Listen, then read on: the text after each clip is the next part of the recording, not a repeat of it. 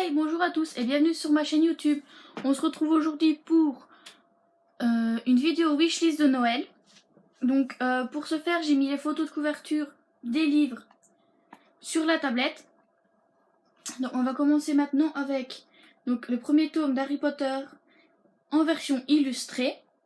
Ensuite, on a Le Bazar des rêves de Stephen King. Puis Dr. Sleep de Stephen King. Et Monsieur Mercedes de Stephen King. Donc les Stephen King, je veux même pas savoir de quoi ça parle, tout simplement, parce que c'est Stephen King. Ensuite, on a Le souffle de Midas d'Alison Germain, aux éditions du Chat Noir, donc c'est un livre fantastique. On a ensuite, c'est qui l'auteur? Sarah Rollet, ok. Donc on a ensuite, on va pas du tout, The Effigies de Sarah Rollet aux éditions Lumen. On a également ensuite Jade of Magic de V.E. Schwab aux éditions Lumen. Toujours chez Lumen, A Good Girl de Amanda K. Morgan. On a ensuite, toujours chez Lumen, Gardien des cités perdues de Shannon Messenger. Ensuite, oui, c'est toujours chez Lumen, In the After de Dimitria Luneta. Donc là, chez PKJ, on a Heartless de Marissa Meyer, qui est une réécriture de conte. Là, ça va parler de la Reine de Cœur dans Alice au Pays des Merveilles. On a également Cinder de Marissa Meyer, toujours chez PKJ. Donc là, c'est une réécriture de l'histoire de Cendrillon. On a Jamais plus de Colleen Hoover aux éditions Hugo Roman. On a ensuite, il y a on voit pas du tout. Viens, on s'aime de Morgane Moncombe, toujours chez Hugo Roman. Donc là, on repasse chez PKJ avec Avant le labyrinthe, l'ordre de tuer de James Dashner, suivi de Avant le labyrinthe, la braise, toujours de James Dashner. Donc ce qui m'embête le plus, c'est que j'ai les 3 premiers tomes du labyrinthe en poche, et là ils sont pas sortis en poche ni l'un ni l'autre. Donc tant pis, autant les avoir en grand format, les racheter plus tard en poche. Donc ensuite il y a Phobos de Victor Dixon dans la collection R. Il y a ensuite, je vais vous montrer le tome 1, ça sera peut-être bien. Voilà. Et il y a ensuite la saga The Mortal Instrument de Cassandra Clare, donc le tome 1.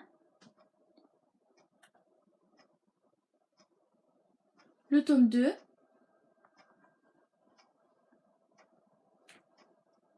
Le tome 3. Le tome 4.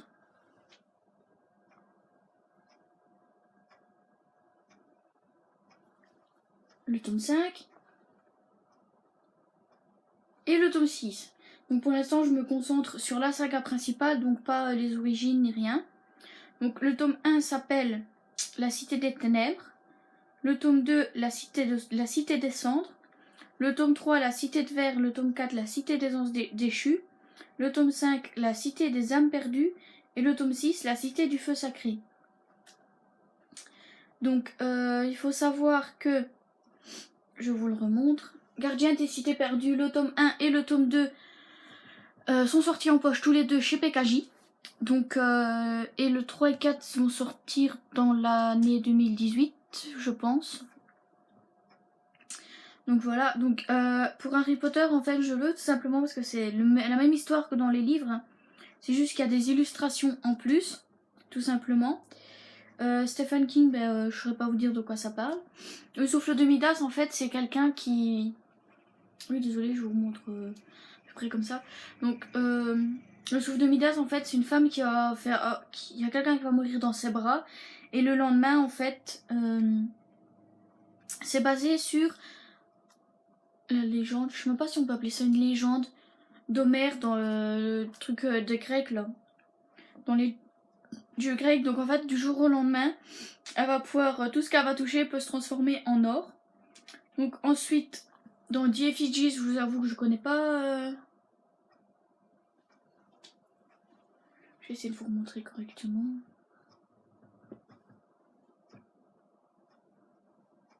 Dans The Effigies, en fait, je connais pas le résumé du tout. Je sais bien qu'il y a un tome 1 et un tome 2 qui me tentent beaucoup. Dans Shadow of Magic, en fait, juste le titre me suffit, tout simplement.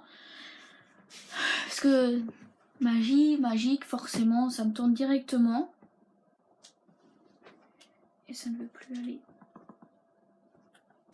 Dans A Good Girl, en fait, c'est l'histoire d'une fille qui va tout faire pour récupérer son trône et devenir la prochaine reine. Donc dans Gardien des cités perdues, donc ce que j'ai dit qui s'est sorti en tome. Oh non, pas en tome, en poche, excusez-moi. C'est l'histoire donc d'une petite fille qui va découvrir qu'elle a des pouvoirs, je pense, qui va arriver dans une école pour maîtriser ses pouvoirs. Enfin, c'est un peu dans le même truc qu'Harry Potter.